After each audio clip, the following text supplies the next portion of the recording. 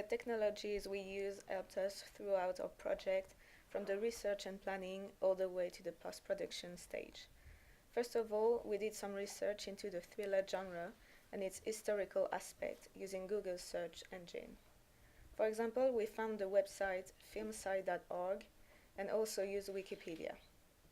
With the information we found, we defined the typical thriller conventions about characters, narrative, mise-en-scène, cinematography, sound, and editing. We illustrated the research on PowerPoint with images, audio, and video links. We analyzed some opening title sequences of famous thriller films, which made us plan mise-en-scène and characterization more in depth. It also helped us consider what titles you need in an opening. We found these thriller opening titles on YouTube and also on our college intranet Moodle. We then decided to make a nonlinear opening title sequence. This meant putting the climatic scenes taking place in the past at the beginning of the film in order to add mystery to the future of the narrative. To familiarize ourselves with the filming equipment, we did a preliminary task which involved planning, filming, and editing a simple sequence. This exercise allows us to learn the rules to follow when filming, like the 180-degree rule, the match and action rule, the continuity rule, and how to make a shot reverse shot.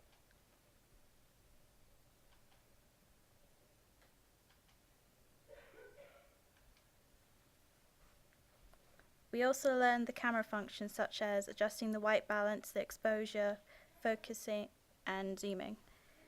We began constructing our story by first sharing ideas and putting them together, solidifying our final idea. We then made a storyboard, shooting schedules, and recce's. We took recce photos using our mobile phones and uploaded them onto our blog. We used Google Maps and online route planner, as well as Google Bus Times app to plan the shooting schedule, and again uploaded these up onto the blog so that our group members could access it. We made a record of everything we had researched and planned and put it on our AS Media Quack blog to develop our ideas. We used social networks such as Facebook, Gmail, and text to communicate with each other outside of class. For the majority of our shots, we used a tripod, but some were filmed handheld because of the weather changing on the shooting day. We had to take into consideration the white balance and exposure of every shot to make sure that they look similar. When shooting, we took into consideration continuity and a variety of shots, such as handheld tracking shots, to make sure that we could achieve a good match on action in the edit. We also made sure that our character was centered in all the shots we took. We didn't do any sound recording while we were out shooting, instead we used a soundtrack and found sound effects online. When we went out to film, we were doing a complete reshoot, so we had issues such as time management in mind to make sure that we had enough time to achieve what we wanted.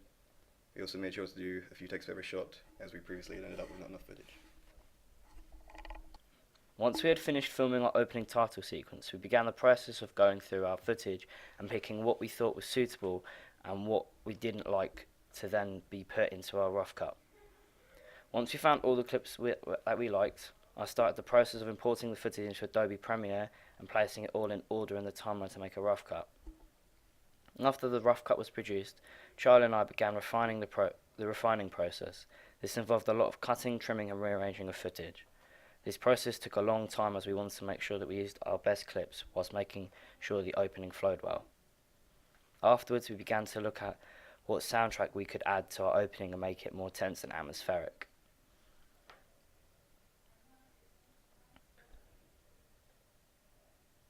We used the website incompetech.com for our soundtrack.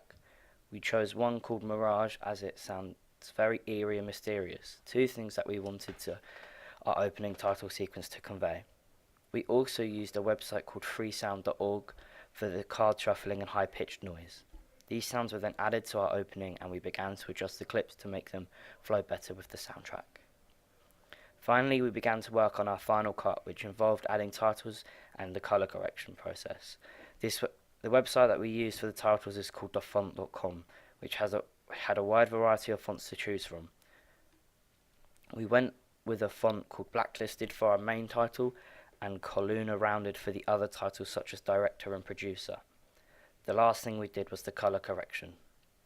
This took us a short amount of time, as it was as simple as making each shot match the other shots in the same scene.